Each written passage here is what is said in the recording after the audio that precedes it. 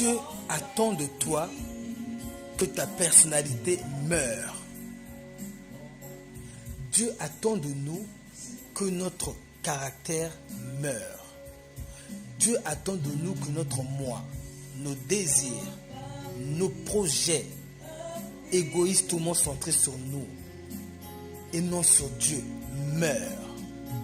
Parce que la vie que nous vivons sur terre ici n'est pas la nôtre. C'est la vie de quelqu'un d'autre. Pour nous qui croyons en Jésus, la Bible dit, si je vis, ce n'est plus moi qui vis. C'est Christ qui vit en moi. Alors, si ce n'est plus moi qui vis, est-ce que je dois encore avoir de désir? Est-ce que je dois constituer ma vie en fonction de moi ou par rapport à Dieu seul? Jésus l'a bien dit. Je ne recherche pas ma propre gloire. Voici le langage d'une personne qui est morte à ses raisonnements. C'est-à-dire qu'il était devenu un cadavre vivant qui marchait tous les jours, non pour chercher à satisfaire ses intérêts personnels, mais à rechercher tout ce que Dieu veut, tout ce que Dieu veut pour lui, et tout ce que Dieu lui permet d'avoir. Autrement dit, ce que Dieu ne te permet pas d'avoir, ne cherche pas à les avoir. En réalité, si nous voulons prier Dieu avec un cœur pur, disons ce mot à Dieu, Seigneur, permets-moi d'avoir que ce que tu m'accordes la grâce d'avoir. Si je peux par ta grâce avoir ça, gloire à Dieu. Si je ne peux pas par ta grâce avoir ça, gloire tout ça rendu, car de toute façon, la vie que j'ai ici là n'est pas la mienne, c'est la tienne. C'est la vie de l'esprit de ton Fils à travers moi. Cher ami, si nous ne sommes pas des cadavres, on ne pourra jamais obéir à la parole. Pour obéir à la parole, il faut mourir. Il faut être un cadavre qui n'a plus de désir autre que celle de Dieu, qui est d'obéir à la plus difficile des ordonnances que la Bible pourrait donner. C'est ça, le seul moyen d'obéir réellement à Dieu. Aime ton prochain. Pardonne. Il m'a offensé. Pourquoi je devrais le pardonner? Eh bien, si je suis mort, je ne peux plus dire ça.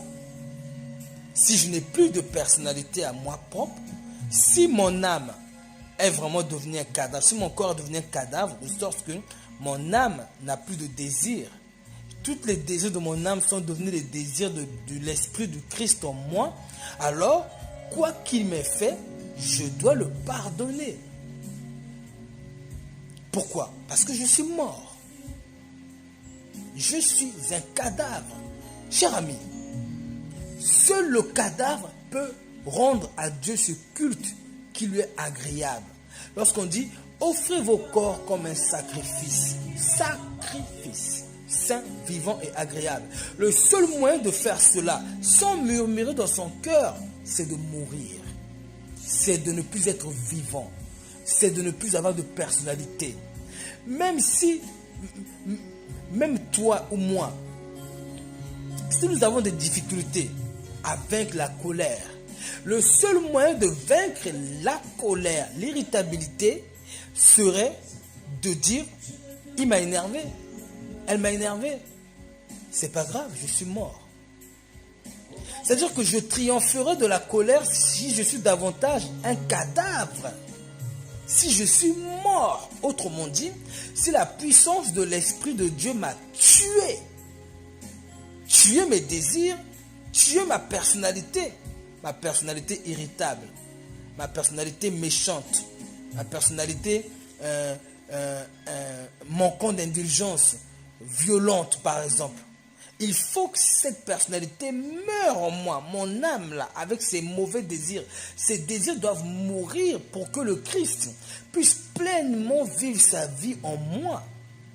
C'est-à-dire que si dans mon cœur il y a des choses qui m'attachent au monde, je prendrais par exemple toutes les séductions, les richesses, toutes ces choses qui attisent la convoitise, toutes ces choses qui attisent la beauté, ces choses-là, toutes les plus belles voitures, si ces choses sont dans mon cœur, je ne pourrais pas réellement, pleinement consommer l'amour de Dieu. C'est-à-dire que je ne vais pas ressentir avec perfection les sensations du royaume des cieux.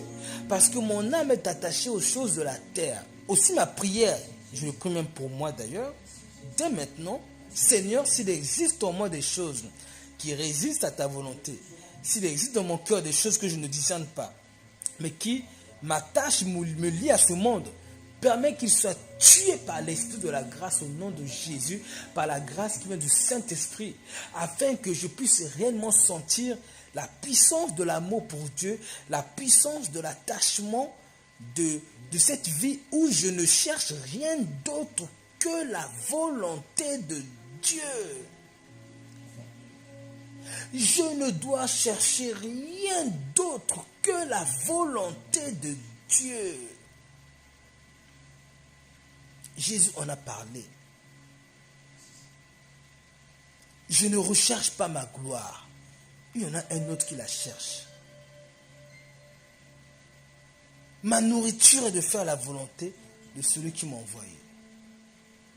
Jésus n'avait pas de volonté à lui propre. En fait, il avait une âme. Il avait une âme qui était morte. Et sa volonté à lui était maintenant conditionnée vers l'intérêt de Dieu. C'est-à-dire qu'il n'avait de désir que de rechercher le désir de Dieu. Il n'avait de plaisir que de rechercher le plaisir de Dieu. Il n'avait de projet que de satisfaire, d'amener à l'existence, de perfectionner le projet de Dieu. Jésus n'avait de souffle de vie. Le souffle de vie de Jésus n'avait qu'un but. À chaque fois que Jésus respirait, toute sa respiration ne voulait dire que gloire à Dieu, parce qu'il n'avait pas de vie pour lui. Il est venu vivre pour nous, pour toi, pour moi. C'est-à-dire, il a fait de son corps, de son âme, un sacrifice vivant et agréable à Dieu. Pour sacrifice de quoi? C'est-à-dire qu'il n'a plus de vie, il n'a plus de projet, si ce n'est obéir à Dieu et t'aimer, mon frère, ma soeur. Jésus était un cadavre avant même de mourir. Seul un cadavre peut marcher pleinement dans l'obéissance. C'est-à-dire que l'obéissance ne sera pas difficile pour un cadavre. Quel que soit le verset. Je sais que les sœurs n'aiment pas quand on parle des bijoux, des ornements, des maquillages. Quel que soit le verset, si mon cœur est vraiment attaché à Dieu, qu'est-ce qui va retenir mon attention? Quoi que Dieu me demande d'abandonner, j'abandonnerai. Pourquoi? Parce que je suis un cadavre. Abraham, notre père, était un cadavre. Il était mort. Il marchait avec Dieu. Il désirait avoir un fils. Vous voyez? Voilà son projet. Avoir un fils. Mais son âme était tellement attachée à Dieu que devant l'amour de son fils n'a pas tenu. L'amour de son fils a été vaincu par son amour pour Dieu. Son amour pour Dieu a triomphé. Pourquoi? Mais même s'il avait le projet d'avoir son fils, c'est ce qui est un besoin naturel. Je précise bien, besoin naturel. Mais ce besoin naturel-là n'était pas plus important pour lui que son Dieu. Autant que lorsque Dieu a amené cette épreuve, il a renoncé à son fils sans difficulté. Il l'a ramené au bois. Abraham, en réalité, il montre par là qu'il ne vivait même plus pour lui-même. Il ne vivait même plus pour lui-même. Cher ami, nous devons mourir comme des cadavres. Nous devons laisser les épreuves que Dieu a mis dans nos vies nous tuer. Parce qu'en réalité, il faut que tu saches que l'épreuve que tu vis aujourd'hui, qui est difficile, qui te fait gémir, pleurer, cette épreuve, Dieu l'a permis pour une chose, pour te tuer ton âme, faire de toi un cadavre spirituel, physiquement vivant, mais mort, n'ayant plus de volonté à toi. C'est la volonté de Dieu qui subsiste en toi, n'ayant plus de désir à toi. C'est le désir de Dieu qui subsiste en toi. Seulement, regarde, ton épreuve perdure. Pourquoi? Parce que tu ne veux pas te laisser tuer par ton Dieu. Meurs pendant cette épreuve. Que ton langage perverse meure. Que ton mauvais caractère meure. que ton mauvaise attitude meure, que ta mauvaise personnalité meure, que ta vie de débauche, ta vie d'impie meure. Toutes ces choses dont tu prends plaisir et qui amènent du plaisir à ta chair. Ces programmes TV qui amènent des plaisirs à ta chair. Mais ces choses-là nourrissent ta chair. Mais pendant que ça nourrit ta chair, ça ne nourrit pas l'esprit. Il faut que ces choses meurent. Par la prière, demande au Seigneur que l'épreuve que tu vis, s'il perdure à cause de toi, que ton âme, plutôt que ta personnalité meure pour que le Christ vive pleinement sa vie. Parce que le Christ ne pourra vivre pleinement sa vie que dans un corps qui est devenu un cadavre. Vous imaginez? Un corps qui est devenu un cadavre. Maintenant, l'Esprit de Christ l'anime. Lorsqu'il va parler, mais ce n'est plus lui, c'est le Christ. Lorsqu'il va penser, ce n'est plus lui, c'est le Christ. Lorsqu'il va désirer, ce n'est plus son désir, c'est celui du Christ, parce que lui, il est mort. Lorsqu'il va vouloir projeter, lorsqu'il va vouloir agir, lorsqu'il va vouloir parler, imaginer, ce n'est plus lui, c'est le Christ. Mais comment le Christ va pouvoir vivre sa vie en moi? Il faut que moi je meure. On ne peut pas tous les deux conduire le même corps. Moi je vais à gauche, Christ va à droite. Non. Il faut que je meure. Jean l'a bien dit. Il faut qu'il croisse, que moi je diminue. Il faut que nous mourions. Il faut que tu sois un cadavre, ma soeur, mon frère. Prie le Seigneur qu'il accomplisse sa promesse. Sa promesse. La Bible dit qu'il a dépouillé les dominations, les principautés. Il a triomphé d'elles par sa croix, par son supplice. C'est son supplice qui l'a amené à vaincre les ténèbres. C'est ton épreuve, ta souffrance qui va t'amener à vaincre ta chair, ton moi, ton raisonnement, ta personnalité. Regarde le nombre de fois que tu résistes à la Bible. Lorsque tu vois un verset biblique, parce que cela te semble trop dur à vivre, inhumain, tu dis non, ça a été fait par des hommes, c'est pas possible. Dieu ne peut pas demander à une femme de ne pas porter de tresse. Attention! Dieu ne peut pas demander à une femme de ne pas se maquiller, de ne pas porter de bijoux ou d'or comme c'est marqué dans 1 Timothée 2,9. Ou Dieu ne peut pas dire à une femme de prier sans se voiler. Pourtant c'est marqué. Ou Dieu ne peut pas dire à une femme, je ne permets pas à la femme d'enseigner, alors que c'est marqué. Tu vois? Pourquoi est-ce que nous résistons à ces versets? Pourquoi ces versets trouvent résistance? Pourquoi l'obéissance à ces versets sont difficiles? Parce qu'il y a encore notre personnalité, on n'est pas mort. Si tu es mort, ma soeur, tu vas comprendre que tu n'as pas à prêcher parce que tu veux prêcher. Non. Tu prêches si Dieu veut que tu prêches. Si Dieu ne veut pas que tu prêches pas. Mais si Dieu t'a dit de ne pas enseigner dans la Bible, n'enseigne pas. Dieu a précisé, c'est aux hommes. Dans les assemblées, Dieu a dit.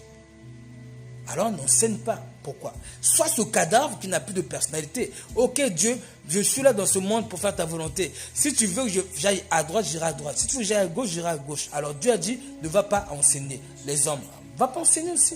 C'est pas moi qui ai écrit, c'est écrit. Dieu a dit, la femme ne doit pas se parer de tresses, de bijoux, d'or, etc. Mais ne fais pas aussi ces choses.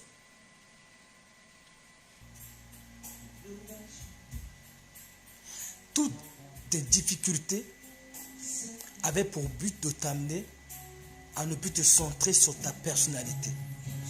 C'est-à-dire que Dieu, dans les difficultés que tu as, Dieu ne veut pas que tu te centres même sur ces difficultés. Dieu veut que tu sois centré sur sa volonté, sur ses attentes envers toi qui sont l'obéissance à la parole. Dieu veut que ces souffrances-là que tu vis là ne t'empêchent pas d'obéir à la parole. Ces souffrances doivent accabler ton âme, briser ton âme, détruire ta personnalité, tuer ta chair, tuer l'orgueil, tuer ta personnalité à toi, mais en même temps que tu le vis, Dieu attend de toi que tu remplisses ses exigences, que tu obéisses à ses règles, que tu te focalises sur ses attentes, qui est de garder la parole au moindre verset exigé par Dieu, de le mettre en pratique. Voilà ce que Dieu veut. Voilà pourquoi ton épreuve dure, parce que tu ne veux pas mourir, parce que tu ne veux pas devenir ce cadavre-là, ce cadavre. C'est Dieu qui a permis que tu sois dans cette condition. Dieu n'est-il pas Dieu? Est-ce que Satan est plus grand que ton Dieu? On nous a dit que celui qui habite en nous est plus grand que celui qui est dans ce monde, n'est-ce pas? Est-ce que Satan est plus grand que ton Dieu? Non. Satan est un chien que Dieu tient en laisse.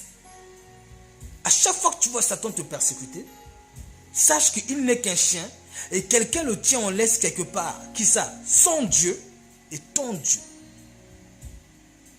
Alors pourquoi Dieu permet que Satan t'embête ainsi? C'est pour sa gloire. C'est parce que c'est par ce chemin que tu vas mourir. Mais cette épreuve dure et perdure parce que tu ne meurs pas. Ta personnalité mauvaise demeure. Ton mauvais caractère demeure. Ton irritabilité demeure. Ton orgueil demeure. Tu offenses les autres mais tu ne vas pas t'excuser. Tu persécutes les autres mais tu ne vas pas t'excuser.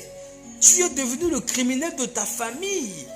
Mon frère, ma soeur, Dieu attend de toi que tu meurs, que tu sois ce cadavre. C'est seulement à ce moment-là que Christ pourra vivre sa vie à travers toi.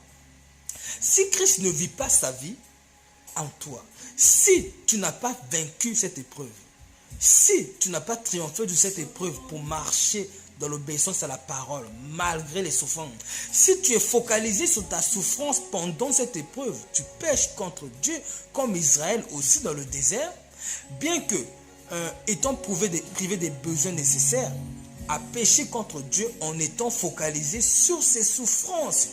N'ont-ils pas murmuré parce qu'ils n'avaient pas de pain ou d'eau? N'est-ce pas des raisons humaines et normales de réagir? Mais pour Dieu, c'était une faute.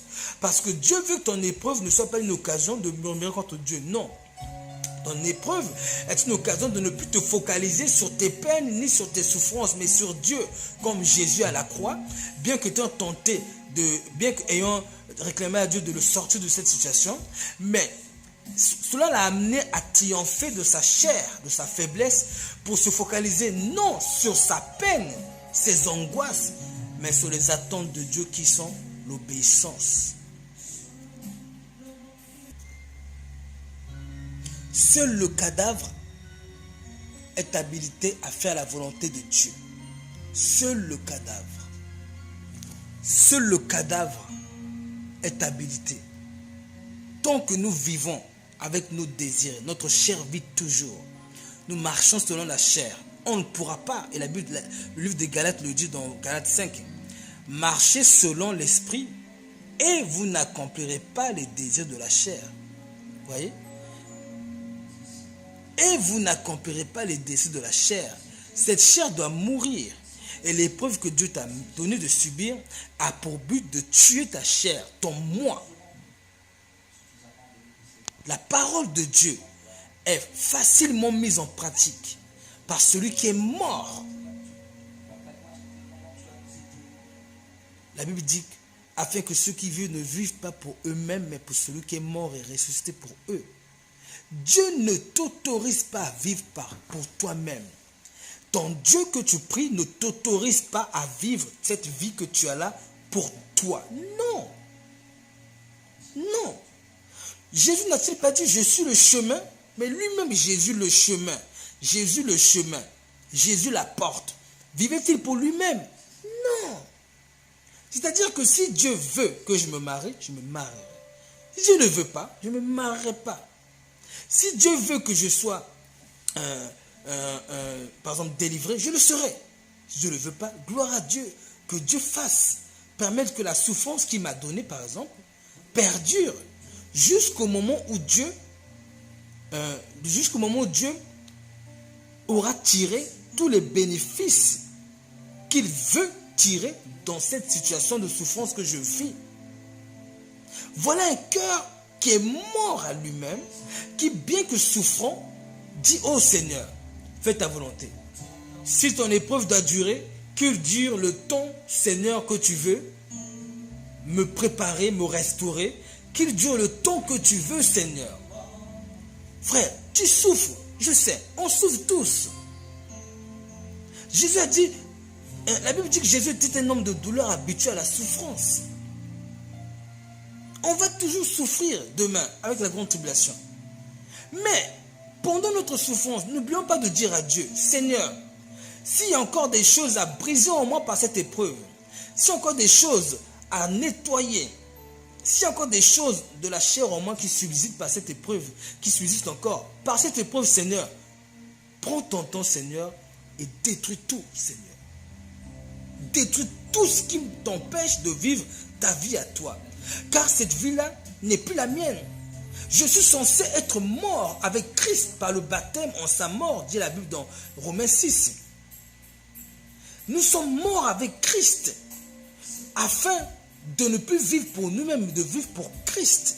Cette mort avait pour but de nous amener à mourir avec Christ à la croix pour que la puissance de la croix de Jésus arrive en nous pour tuer notre moi et que cette mort de Christ à la croix arrive à l'existence de notre vie aujourd'hui. Que nous mourions sur notre personnalité, sur notre moi, mais que le Christ et ses désirs, ses projets, sa vie puissent jaillir à travers nous. Seul un cadavre est habilité à mettre en pratique la parole. Pourquoi? Parce qu'il est mort. La parole exige des sacrifices. Renoncer à ses bijoux, c'est un sacrifice. Renoncer à ses habits indécents, c'est un sacrifice. Se soumettre à son mari, c'est un sacrifice. Aimer sa femme lorsqu'elle est ingrate, méchante, c'est un sacrifice. Faire le bien aux méchants, c'est aussi un sacrifice. Pardonner ceux qui nous ont offensés, c'est un sacrifice. Aimer nos ennemis, ce sont des sacrifices. Aimer nos ennemis, celui qui fait du mal à notre famille, l'aimer. Vous ne voyez pas, mon frère, ma soeur, il faut une mort. La Bible, le chemin de Jésus n'est pas un chemin humain. Ce n'est pas un chemin humain. On te dit d'aimer ton ennemi. Est-ce que ça, c'est un cadeau? On peut dire que c'est un cadeau pour la chair? Non. C'est une brise, c'est une déchirure pour la chair, c'est un brisement pour la chair. Ça brise l'âme, ça détruit la personnalité. Ça fait mal à la chair. Mais Jésus a dit, je suis le chemin. On veut prendre le chemin de Christ, voilà le chemin. Donc, pour dire que le seul, celui qui peut obéir aux choses que Dieu a dit dans la parole, doit être un cadavre. Pourquoi tu ne veux pas renoncer à tes habits indécents? Tu vois bien qu'ils sont indécents. Tu vois bien que cela peut occasionner la chute d'un frère ou d'une sœur. Tes bijoux, tes ornements, tu vois bien que ces choses peuvent occasionner la chute d'un frère ou d'une sœur. Les choses auxquelles tu tiens là, les films du monde que tu regardes, tu vois bien que ça attire de la convoitise. Il y a des scènes impudiques où des hommes s'embrassent, des femmes s'embrassent. Il y a des scènes bizarres. Ces distractions ou les footballs que tu regardes pour te distraire et porter des maillots. Pourquoi on ne veut pas renoncer à ces choses du monde où des impies sont assis dans un stade en train d'acclamer leur Dieu, avec un ballon. Ils payent de leur argent pour aller. Et leurs dieux sont des riches, des milliardaires.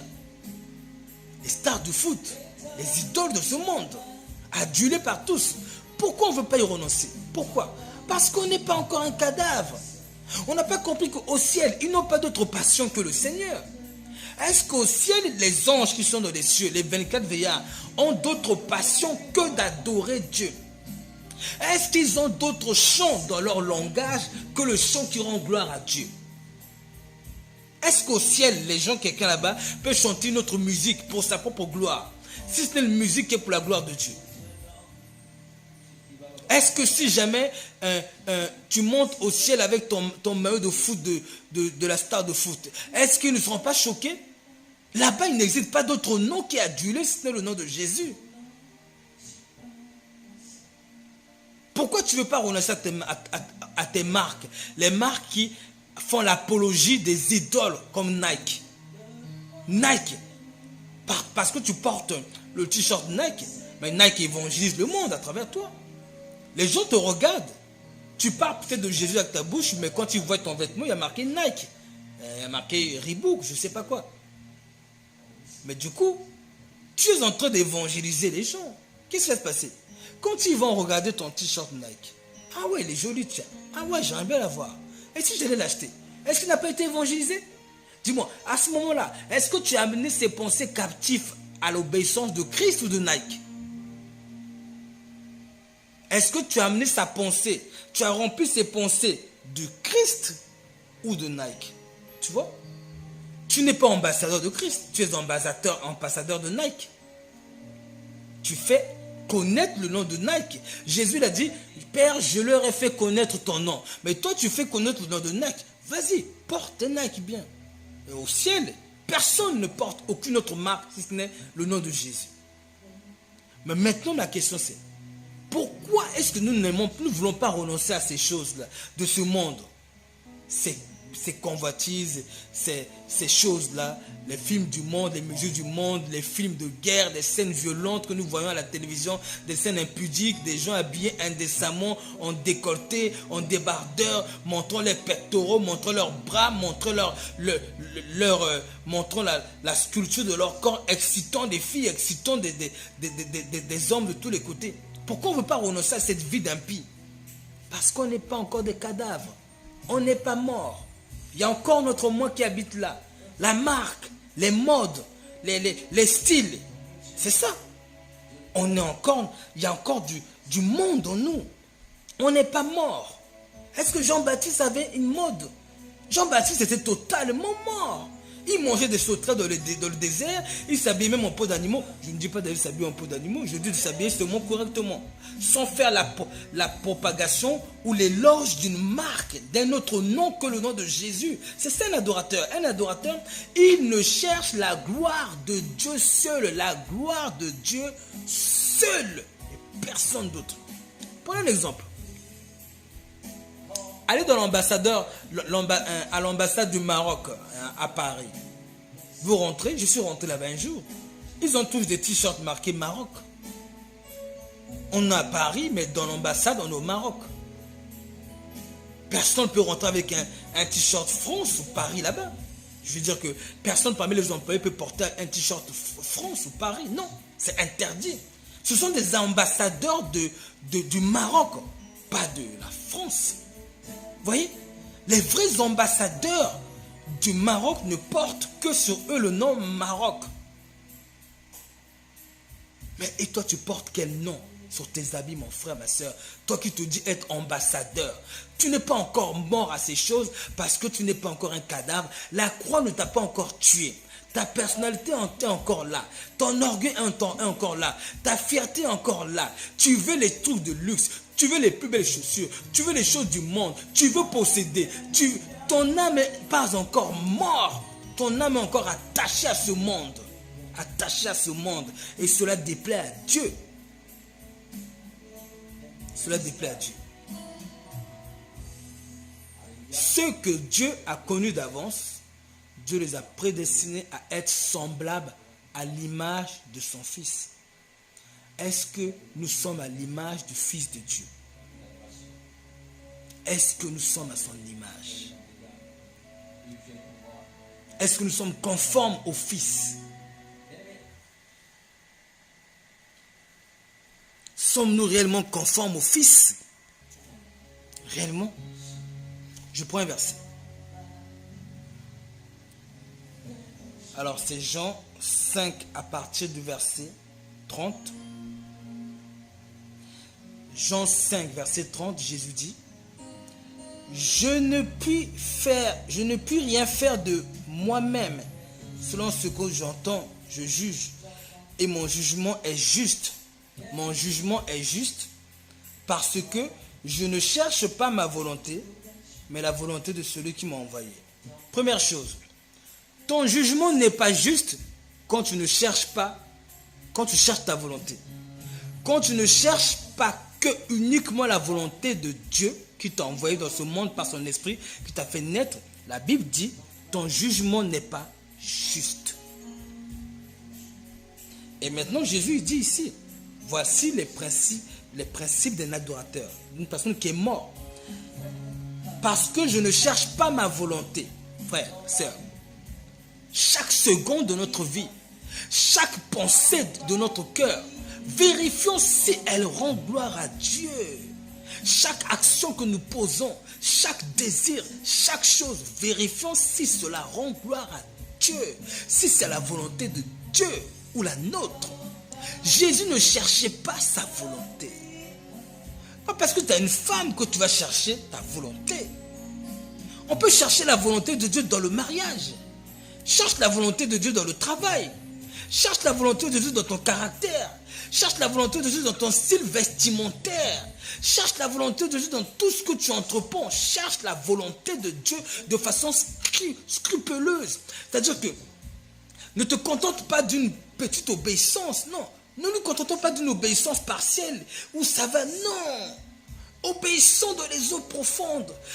Livrons-nous à Dieu comme un sacrifice d'une personne qui est vraiment morte, totalement morte, détruit par la souffrance. La souffrance l'a tellement détruit qu'il n'a plus aucun désir. Ou tout désir qui vient en nous, si ce n'est pas de Dieu, si ce n'est pas approuvé par Dieu, on le révoque. On révoque. Deuxième verset. Jean 6, verset 38, Jésus dit, « Car je suis descendu du ciel pour faire non ma volonté, mais la volonté de celui qui m'a envoyé. »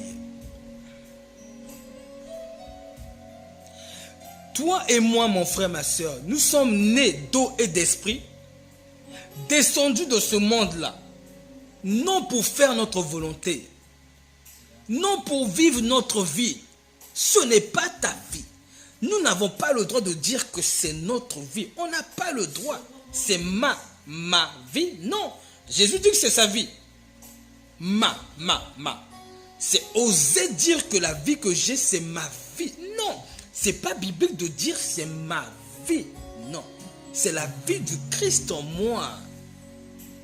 Jésus est descendu ici non pour faire sa volonté, mais celui qui l'a envoyé, sa volonté à lui. Est-ce que mon frère, ma soeur, tu es descendu ici pour faire ta volonté? Est-ce que tout ce que tu fais est de la volonté de Dieu? Est-ce que tu vérifies écriture après écriture pour vérifier si tu es conforme à ce que Dieu attend de toi? Est-ce que tu cherches à satisfaire toutes les attentes de Dieu envers toi? Est-ce que ton amour pour Dieu est assez fort pour renoncer totalement à toi? Jésus l'a dit, si quelqu'un ne renonce pas à tout ce qu'il possède, il ne peut être mon disciple. Tout c'est tout. Tout c'est tout, même ma vie. Jésus l'a dit, si quelqu'un ne me préfère pas à sa femme, à ses enfants, à son père, à sa mère, même à sa propre vie, il ne peut être mon disciple. On ne peut pas être disciple de Dieu si on a encore quelque chose à nous qui nous retient sur ce monde-là. Si on est encore attiré par une chose qui dérange Dieu. On ne peut pas être disciple de Dieu. Là, le langage de la Bible ne nous appelle pas disciples. Si nous sommes attachés aux choses de ce monde. Le langage de la Bible ne nous appelle pas disciples. Le langage de la Bible appelle disciple celui qui est mort totalement, qui n'a plus de personnalité. Nous sommes descendus du ciel, non pour faire notre volonté, mais la volonté de celui qui nous a envoyés. La volonté de celui qui nous a envoyés. Un adorateur est mort de par ses propres volontés. Il ne vit que pour satisfaire la volonté de Dieu. Il ne vit que pour satisfaire les attentes de Dieu. Il ne vit que pour rechercher l'intérêt de Dieu dans tout ce qu'il fait. L'intérêt de Dieu. L'intérêt de Dieu. Il ne vit plus pour lui-même, il vit pour son Seigneur. Pourquoi il vit pour son Seigneur? Parce qu'il est mort. Il n'y a plus de lui. Il n'y a que le Seigneur qui vit sa vie ici. Aussi, ses désirs propres sont morts. Même s'il a des désirs, je dirais des besoins nécessaires. J'ai besoin d'une maison pour vivre, alors je vais vivre dans une maison. J'ai besoin d'une baignoire, je vais acheter une baignoire. J'ai besoin de quoi? Un four, je vais acheter un four. Ce sont des besoins, ce sont des désirs. Est-ce qu'elles sont contre la volonté de Dieu? Non. Mais si Dieu veut que l'épreuve me ramène dans le désert pour être comme Israël, sans manger, sans boire, ou manger quand Dieu le veut, boire quand Dieu le veut, gloire soit rendue à Dieu, que la volonté de Dieu soit faite. De toute façon, ce n'est pas ma vie, c'est la vie du Seigneur ici. Qui suis-je pour décider d'où je vais, ce que je mange? Si Dieu ne me permet pas de décider, je vais manger ce que j'ai. Si Dieu ne me permet pas de choisir, je vais prendre ce qu'on me propose. Mais si tu me permets de choisir, je vais prendre ce que je préfère. Quoi qu'il arrive, je suis là pour faire la volonté de Dieu. Nous sommes là pour faire la volonté de Dieu. C'est pour nous amener à comprendre qu'il n'y a pas d'obéissance à la parole sans être devenu un cadavre, sans être devenu mort, sans vivre la vie du renoncement total à soi, total à sa personnalité, renoncement total à ses désirs, mettre tous nos désirs à la croix, demander au Seigneur de tuer en nous, par la grâce du Saint-Esprit, tout ce qui empêche Dieu de vivre pleinement sa vie par l'Esprit de son Fils. Rappelle d'une chose, ces choses-là ne seront pas produites par le jeûne. Ce n'est pas le jeûne qui amène à l'existence la crucifixion de la chair, non. Non. C'est la puissance de la croix, la puissance du Saint-Esprit qui vient de la croix, du supplice que Dieu nous amène à vivre dans ce monde. La puissance de la croix, par la prière, vient et détruit notre moi. Aussi la gloire, elle vient à Dieu. Elle ne vient pas à nous ou à notre jeûne. C'est-à-dire que si tu crois que c'est ton jeûne qui va te transformer, la gloire vient à ton jeûne, pas à Dieu.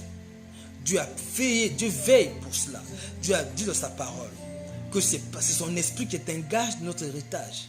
Et la Bible nous a dit, comme sa divine puissance nous assure tout ce qui contribue à la vie et à l'attachement à Dieu. C'est la divine puissance qui nous assure tout ce qui contribue à la vie. C'est-à-dire que le péché que tu n'arrives pas à abandonner, la chair en toi qui vit, qui subsiste, toutes ces choses ne seront tuées que par la croix, par la puissance de Dieu, au moyen de son esprit, par ta prière de la persévérance. Ta prière de la persévérance. Prie le Seigneur qu'il tue ton moi, qu'il tue ta chair et que le Christ puisse vivre sa vie. Et une fois le Christ vivra sa vie, maintenant Dieu aura trouvé un fils à l'image de son fils. Et tu pourras maintenant devenir héritier de Dieu, comme dit la Bible, si toutefois nous souffrons avec lui. La Bible dit héritier de Dieu, co-héritier. Mais si toutefois nous souffrons avec lui.